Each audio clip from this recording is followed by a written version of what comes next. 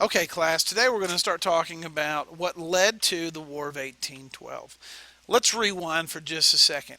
1800, the United States purchases the Louisiana Territory from France. Now, remember, Jefferson versus Adams in the election of 1800. Jefferson very pro-French, Adams very pro-British. Britain and France are going to break out into war after 1800. The reason Napoleon sold us Louisiana so cheap was to help finance his war against the English. After the Revolution, the English were looking for any way they could to contain or gain more ground or get back ground that they had in North America, including the colonies, which were at this point in history the United States of America. You know, the whole we lost you, but we still want you.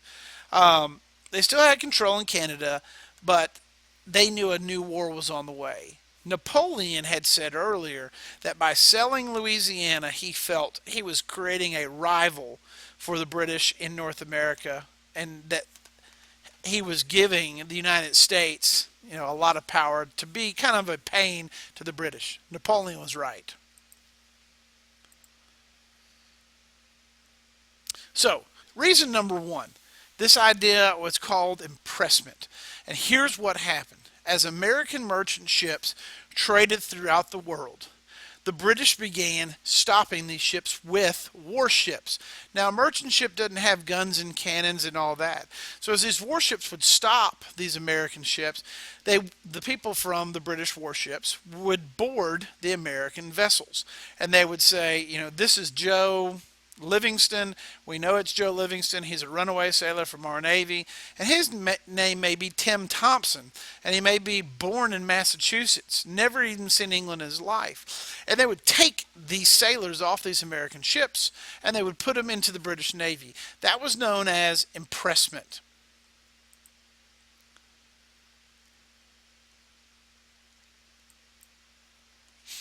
So Jefferson says, you know what? You can't steal our citizens and say that they're runaway sailors because for the most part, there wasn't a whole lot of evidence to prove that they were runaway sailors. So he decides to create this embargo act. And the idea is that American ships will not trade with anybody. And if we do that, we can't be attacked. They can't impress our sailors. Problem is, these businesses and these ships need to trade with some people. The British are a pain to deal with, and we don't want to necessarily pick sides in their fight against France. But to completely say we're not going to trade with anyone is going to hurt the economy, and it's going to hurt the average American merchant.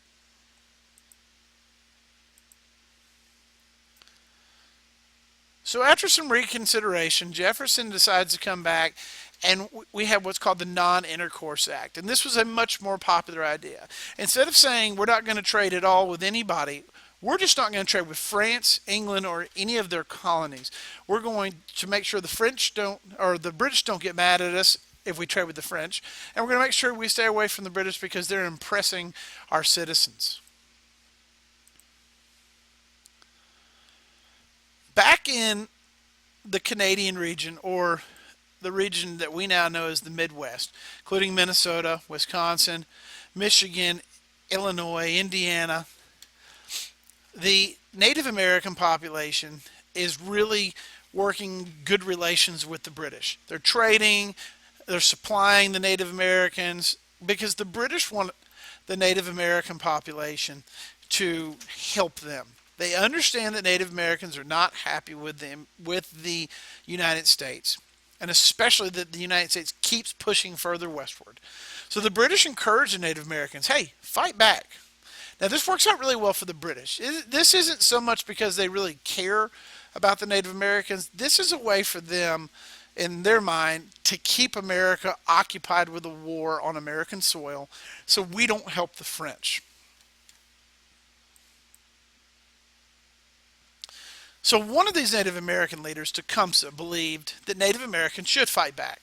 And so Tecumseh is going to lead his tribe, his group, into a battle in Indiana at a place called Tippecanoe. Here's a picture of Tecumseh. So the Battle of Tippecanoe really is not a success at all for the Native Americans in Tecumseh. In fact, the United States Army is able to easily defeat Tecumseh and his men, push them further west, which really just kind of ups the timetable and speeds things up for the domination and the push westward. Which leads us to the election of 1808. By 1808, Britain and France are kind of winding down their war. We're angry. The Americans are angry with the British because we felt like at this point, Britain had impressed our sailors. They had encouraged Native Americans to start a war against us. Um, and so some members of Congress, known as the War Hawks, decided it's time for us to do exactly that. Let's go to war against the British. So Madison, elected in 1808, would eventually, by the year 1812, ask Congress to vote for war, which would become known as the War of 1812.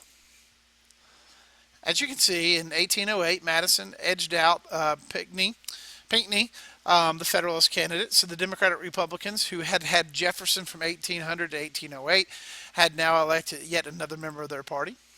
Madison, our fourth president, his war would become known as Mr. Madison's War, also known as the War of 1812. So when you come into class on Friday, we're going to talk a little bit about these causes up to the War of 1812, including impressment and the Native American unrest. But we're also going to start talking about the War of 1812 on Monday.